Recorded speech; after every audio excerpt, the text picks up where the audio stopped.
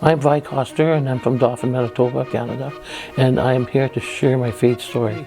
I only went. We used to go as young kids to United Church in Dauphin here, but that wasn't very often, just only once in a while. And then after that, when I got married already, and we were married for a few years, and then my son moved out of my place, and he moved to Spearfish, South Dakota. And when we used to go to South Dakota, I always met the missionaries there, me and my husband, and they always used to talk about Jesus. They used to talk about the Spirit. They talk about the church, and it didn't register to me. It just took a long time for it to register to me. And anyway, so finally, we went to church there off and on, and then I said to my husband, "See, those guys, they talk different." And my man says, "What do you mean they talk different?" I said, "Well, listen to how they talk. They're always talking nice talk, and they're nice, and they're talking about the God, and I believe in heaven, Father." When I was a young kid, I said, "Man, they're different people. I like the way they are, and they bring peace to my heart. They bring silence to me." And then I somehow we left them, and then I went home.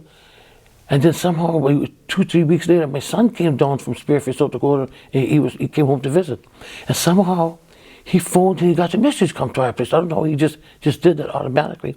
And he brought the missionaries down. So he said, "Mom, maybe make some supper." I said, "Oh yeah, I'll make supper." So I made supper for them, and I made supper for them. So then we studied for a while, and then somehow I got that feeling about this church. I got that feeling right there, because they talk different than what people hear. These people use bad language and yelling. The missionaries are peaceful.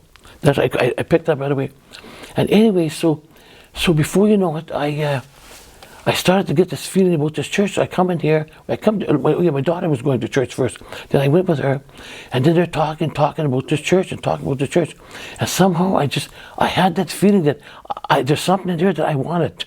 I picked up the Book of Mormon that the missionaries left for me, and somehow I was flipping through it, and I come to, I think it was 2 Nephi 32, and it said in there about how you to open up your heart and doors, all this kind of things, it's all to talk about all that. And then somehow I kept reading it, and the tears are coming down my eyes, and I'm crying.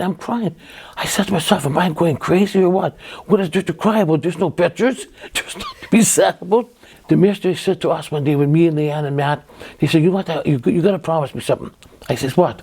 "Please read and ask Heavenly Father about Joseph Smith, and ask Heavenly Father if this church is true." Oh my gosh. So anyway, so I went to bed that night. My husband was sleeping already, and Leanne was, she was in her bedroom. And I said to myself, I'm gonna say this prayer nice and quiet, look up in heaven, lay and just I don't know why, but the feeling was in me. So I just started my prayer, all this just started about maybe a few minutes, and all of a sudden my chest was coming right up. I was holding it down. I'm seriously. And then I was crying. And I thought to myself, this is something else. So I had to get out of the bed, running back and forth in the house, thinking, what is wrong with me now? There's something wrong. And my chest, it's like I was going up to the heavens.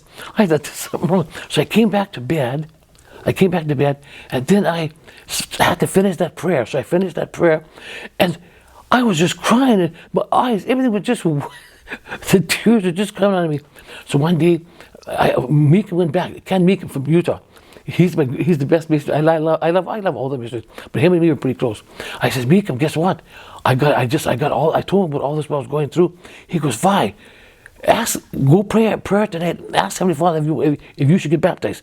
And I said that. There I go to that trauma again. The chest is coming up, and they're crying, and I walking around the house crying. It hit me so hard, it was just like a rock hit me. So I phoned Meekum back the next night again to Utah. I said, "Meekum, guess what? Guess what happened to me? Why, God's telling you to get baptized. He's telling you to get baptized." I said, "Are you serious?" I go, "So who am I going to ask to baptize me?" Meekum says to me, "Don't worry about it. I'll come over there with my friend." I said, "Meekum, don't come here with your friend." I said, "You can't afford to come here. You just can't afford to come here." So he set a date. It was in June. He set a date. So that's when he came.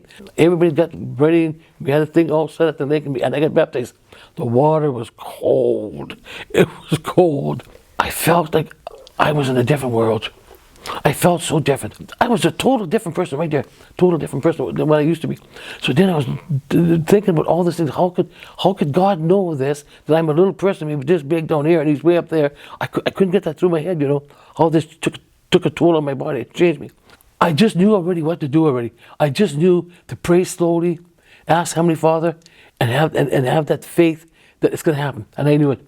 So ever since then, I had so many things from heaven showing up to me. This is the Church of Jesus Christ of Latter-day Saints, and I bear my testimony that this is the truest church on this earth. And the Book of Mormon. If you read the Book of Mormon, you'll get closer to God, and Heavenly Father will help you any which way. You just have to have faith and believe in Him and love Him and thank Him for everything. Thank Him for everything. And I say these things in the name of Jesus Christ. Amen.